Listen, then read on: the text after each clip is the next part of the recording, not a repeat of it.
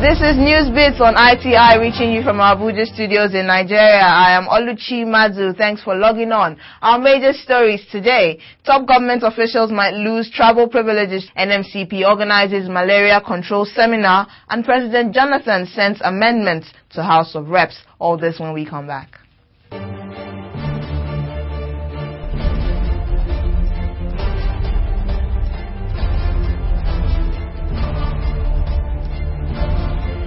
Some former and current senior Nigerian officials are probably going to lose their travel privileges to the United States as Washington, the U.S. capital, has begun proceedings to withdraw their visas and ban them from entering the country on the strength of their proven or alleged loot.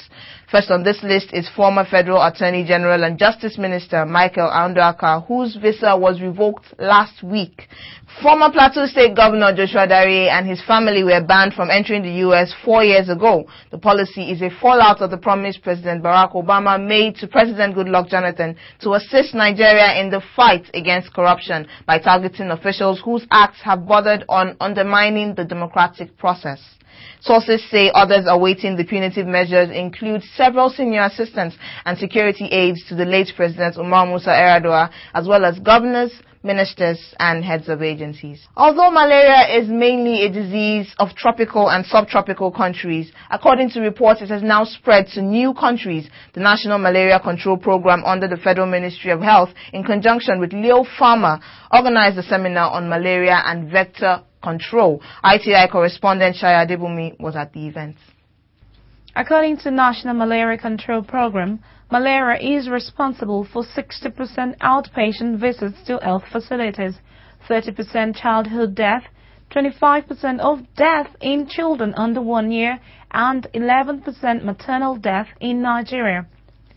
Integrated vector management, as recommended by World Health Organization, is the main vector control strategy in the country. The concept of integrated vector management is built on selected vector control strategies, and it involves the targeted use of different vector control methods alone or in combination. Mrs. Chioma Amajo, who presented the first paper at the event, said poverty and non-compliance with the strategy still remain some of the reasons malaria still persists in Nigeria. Mr. Ralph Abum, the coordinator of the event, was happy that Nigeria can now deal with malaria more effectively with the new technology available. We've had our governments and the agencies, trying actually as much as possible to control mosquitoes and other vector and parasites in this country. All we're doing today is a seminar on malaria and vector control, a national seminar with an exhibition and demonstration of the latest technological possibilities actually that's available today to combat these deadly diseases.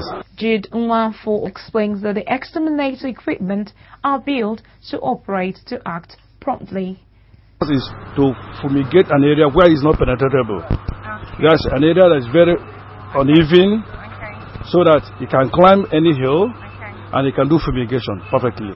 Malaria kills more than 1 million people a year and is second only to tuberculosis in its impact on world health. Shayo Adebumi for ITI.